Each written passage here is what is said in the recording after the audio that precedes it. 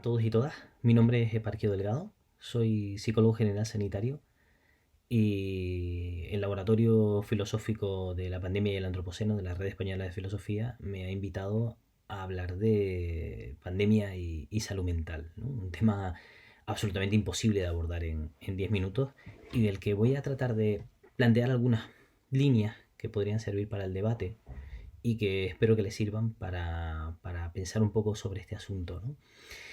Bueno, en primer lugar, que estemos hablando de este asunto es un tema tremendamente novedoso. Este tema de la salud mental en los últimos años, en los últimos 2 años, 3 años, ha sido un asunto que ha pasado a estar de actualidad, ha entrado en la agenda que se dice, ¿no? En la agenda mediática, en la agenda política y por lo tanto también en la agenda social. De repente ha habido un aumento del interés generalizado por el tema de la salud mental, que además se relaciona directamente con la pandemia. Entonces, lo primero que vamos a hacer es ver un poco qué nos dicen los datos, ¿no? Sobre la relación entre pandemia y salud mental, ¿no? Deberíamos hablar del impacto en la salud mental durante el tiempo de pandemia más que el impacto de la pandemia en la salud mental. Me parece que este giro es tremendamente importante porque, en primer lugar, los estudios son correlacionales, entonces no podemos establecer que la pandemia haya generado un impacto como tal, como se ha dicho y se ha repetido durante estos años, excesivamente además, sino que vamos a encontrar pues ciertas relaciones que pues ya veremos que son muy complejas, ¿no? Y que no vamos a poder abordar, ¿no? De hecho, las investigaciones sobre salud mental durante la pandemia, específicamente durante el confinamiento, se dispararon. Y se dispararon en todo el mundo, por supuesto en algunos lugares más que en otros, de forma absolutamente brutal, brutal. Hablamos de miles de estudios, hablamos de decenas de miles de estudios sobre este asunto, de estudios desde grandes estudios hasta estudios pequeños, ¿no? Algunos trabajos fin de grado y cosas así, hay un montón de trabajos relacionados con este tema, que pues ya veremos que es un tema que vamos a tener que analizar, ¿no? El porqué de este interés, ¿no?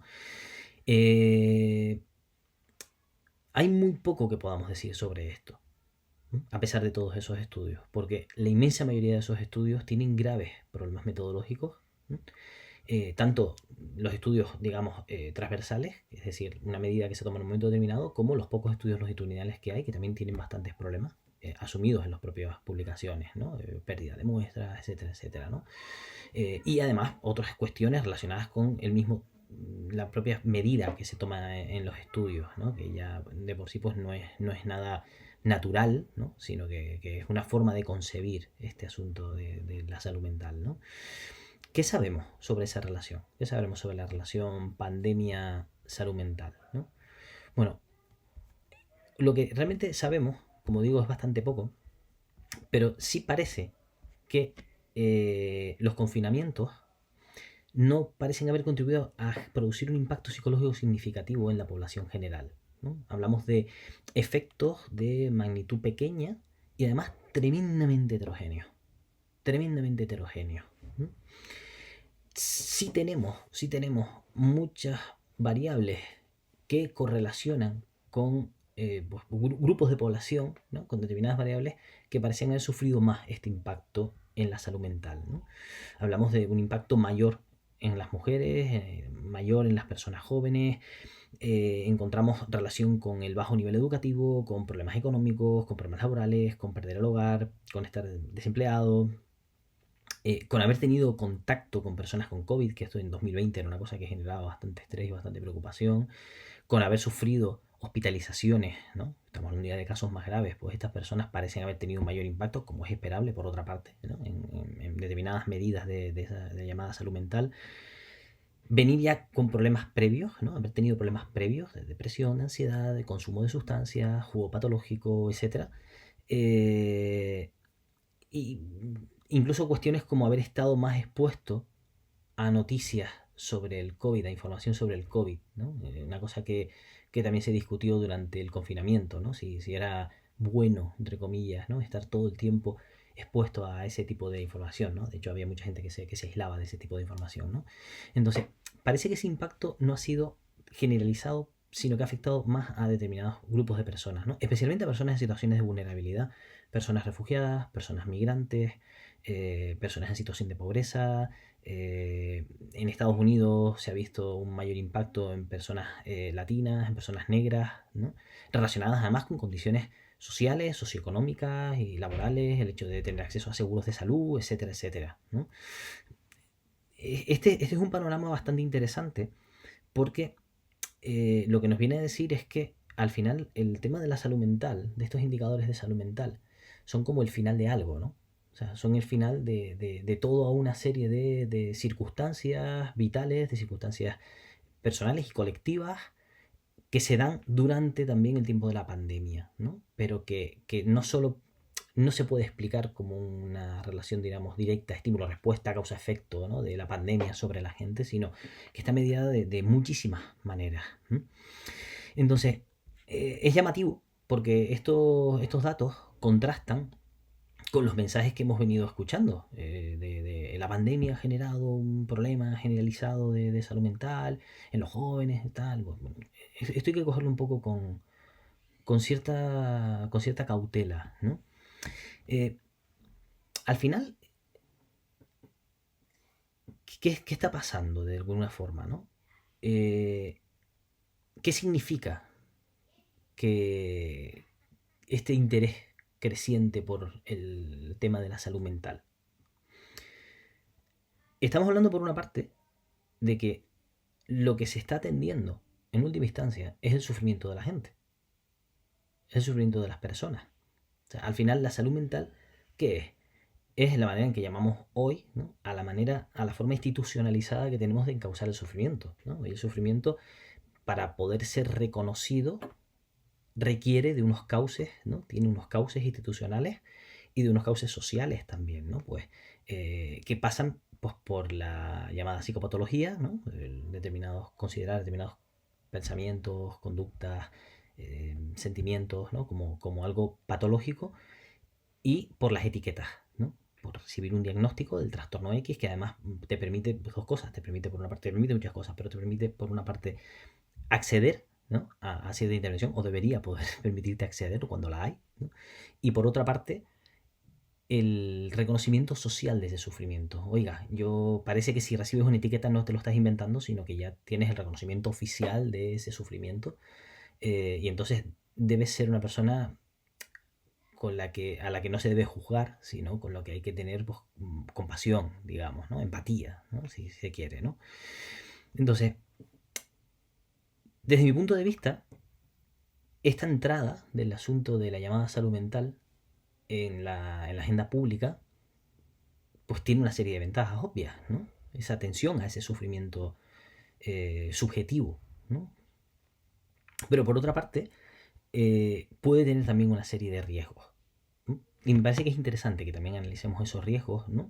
Porque esos riesgos podrían dar al traste con esta buena intención de atender el sufrimiento de las personas e incluso podrían suponer obstáculos para la atención a ese sufrimiento, ¿no? Por un lado está el tema de... Hay algunas cuestiones, vamos a apuntar algunas cuantas, ¿no? El tema del estigma, ¿no? O sea, se supone que la idea es oiga, que yo sufro el trastorno X y merezco consideración por sufrir ese trastorno, ¿no? Es discutible que el recibir una etiqueta diagnóstica ya de por sí reduzca el estigma sobre el sufrimiento, ¿no? Eso me parece que es bastante discutible y hay algunos datos que apuntan en esa dirección, sobre todo en relación al modelo biomédico de los trastornos mentales, donde se asume que el sufrimiento es una cosa interna, que tiene una causa interna, ya sea mental, ya sea biológica, y que es la manifestación en forma de síntomas de algo que pasa dentro de las personas, ¿no? Esto contrasta de manera muy, muy clara con toda esta cantidad de estudios, ¿no? Asumiendo que los estudios los que están bien hechos, pues nos están dando información útil, ¿no?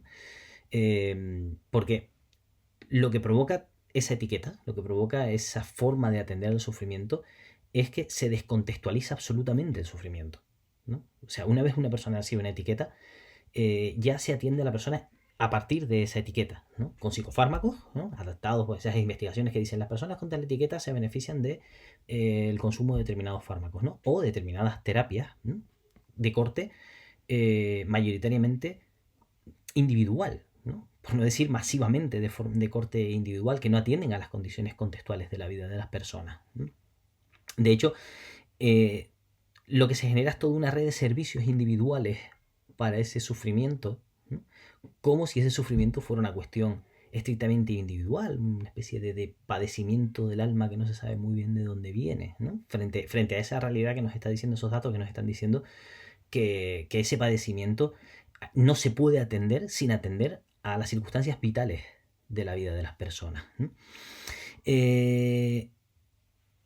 Este tema de las etiquetas también tiene la otra parte, la parte social, ¿no? La parte del reconocimiento social, no solo institucional, ¿no? Tengo derecho a recibir atención en salud mental en una unidad de salud mental, un psicólogo, una psicóloga, un psiquiatra, etcétera, sino este reconocimiento social, ¿no?